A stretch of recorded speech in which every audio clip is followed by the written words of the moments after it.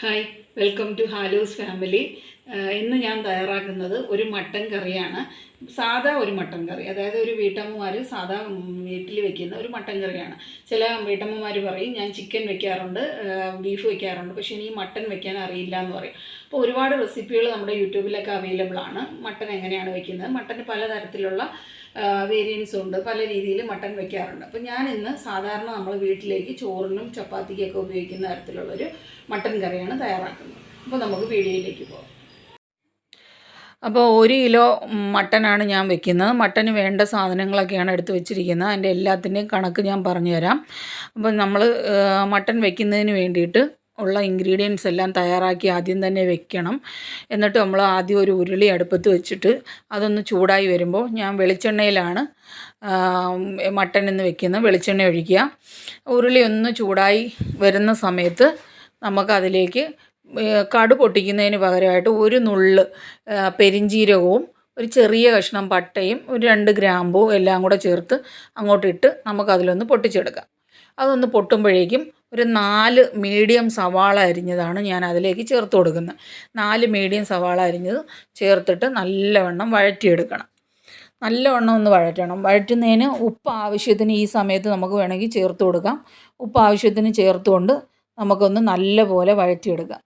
ഈ വഴറ്റിയെടുക്കുന്ന സവാളയിൽ നമുക്ക് ഒരു 4 പച്ചമുളക് എടുത്താൽ മതി. ഒരുപാട് എരിയുടെ ആവശ്യമില്ല മട്ടന്. 4 പച്ചമുളക് എടുക്കാം. അതിൻ്റെ കൂടെ പച്ചമുളക് ചതയ്ക്കണമെന്നില്ല, പിന്നെ കീറിയെടുത്താലും മതി. പിന്നീട് ഒരു കൂടം വെളുത്തുള്ളിയും പിന്നെ ഒരു 2-3 ഇഞ്ച് വലിപ്പത്തിലുള്ള ഇഞ്ചി എടുക്കും. അതൊന്ന് ചതച്ചത്, ഇഞ്ചിയും വെളുത്തുള്ളിയും ചതച്ചത് അതിലേക്ക് ചേർത്ത് കൊടുത്ത് ഒന്നും കൂടെ വഴറ്റാം. ഈ ഇഞ്ചിയും വെളുത്തുള്ളിയും ചേർത്ത് ഒന്ന് വഴറ്റി വരുമ്പോഴത്തേക്കും ചെറിയതായിട്ട് വഴറ്റുമ്പോൾ ഇപ്പം നമ്മൾ തക്കാളി ചേർക്കുന്നില്ല. ഞാനിവിടെ ഒരു തക്കാളിയാണ് എടുത്തിരിക്കുന്നത്. ഒരുപാട് തക്കാളിയൊന്നും നമ്മൾ ചിക്കനകത്തൊക്കെ ആണെങ്കിൽ തക്കാളി കൂടുതൽ ചേർക്കാം. മട്ടൻ അങ്ങനെ തക്കാളി അധികം ചേർക്കാറില്ല. അപ്പോൾ നമ്മൾ അതിലേക്ക് ദാണ്ട മുറിച്ച് വെച്ചിരുന്ന പച്ചമുളക് ഇട്ടു. എന്നിട്ട് നമ്മളിതെല്ലാം കൂടെ ഒന്ന് മാറ്റി വയ്ക്കുകയാണ്. ഒരറ്റത്തോട്ട് നീക്കി വയ്ക്കുമ്പോൾ നടുക്കോട്ട് എണ്ണ ഇറങ്ങും. ഈ എണ്ണയിലാണ് നമ്മൾ മസാലകൾ മൂപ്പിച്ചെടുക്കുന്നത്. മസാല എന്ന് പറഞ്ഞു കഴിഞ്ഞാൽ ഞാനിവിടെ ഒരു 4 ടീസ്പൂണായിട്ടാണ് 4 ടീസ്പൂൺ മല്ലിപ്പൊടി എടുത്തിട്ടുണ്ട്. ഒരു 2.5 ടീസ്പൂൺ മുളക് പൊടി എടുത്തിട്ടുണ്ട്. അപ്പം ഒരു മുളക് പൊടി എടുക്കുന്നതിൻ്റെ ഇരട്ടി വേണം മല്ലിപ്പൊടി എടുക്കാനായിട്ട്. എന്നിട്ട് ഒരല്പം മഞ്ഞൾപ്പൊടിയും പിന്നെ ഒരു ടീസ്പൂൺ ഗരം മസാലപ്പൊടിയും എടുത്തു. അപ്പോൾ ഇത് ഇത്രയും ഒന്ന് നല്ലവണ്ണം ഒന്ന് വഴറ്റിയെടുക്കുക, ഒന്ന് മൂപ്പിച്ചെടുക്കുക. അതിന് ഒരു കളർ വരുവുള്ളൂ കറിക്ക്. എന്നിട്ട് അതിലേക്ക് നമുക്കൊരു തക്കാളി ഇട്ട് കൊടുക്കുക. ഒരു തക്കാളിയെ ചേർക്കുന്നു, അത് പ്രത്യേകം ശ്രദ്ധിക്കുക. എന്നിട്ട് ഞാൻ കുക്കറിലേക്ക് നേരത്തെ തന്നെ കഴുകി വൃത്തിയാക്കി മഞ്ഞൾപ്പൊടിയും ഉപ്പും കുരുമുളക് പൊടിയും ചേർത്ത് വേവിച്ച് വെച്ച മട്ടനാണ്. ഒരു 3 വിസിൽ, ഇന്ന് മേടിക്കുന്ന മട്ടനാണെന്ന് നമ്മൾ അന്നന്ന് മേടിക്കുന്ന മട്ടനാണെന്നുണ്ടെങ്കിൽ ഒരു 3 വിസിൽ അല്ലെങ്കിൽ ഒരു 4 വിസിൽ, അതിൽ കൂടുതൽ നമ്മൾ വേവിക്കരുത്. അപ്പം വെന്ത ഇതായിപ്പോവും. ഓരോരുത്തരുടെ കുക്കറിൻ്റെയും കൂടെ ഇതനുസരിച്ചാണ്.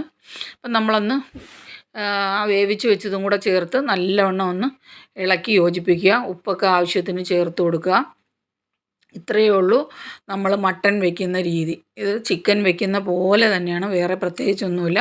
തക്കാളിയൊന്നും ഒരുപാട് ചേർക്കാതിരുന്നാൽ മാത്രം മതി. അപ്പോൾ എല്ലാവരും ട്രൈ ചെയ്ത് നോക്കണം. നല്ല ടേസ്റ്റാണ്. ഇത് ഞങ്ങൾ പുട്ടിൻ്റെ കൂടെയാണ് ട്രൈ ചെയ്തത്. അടിപൊളി ടേസ്റ്റാണ്. Okay, thank you.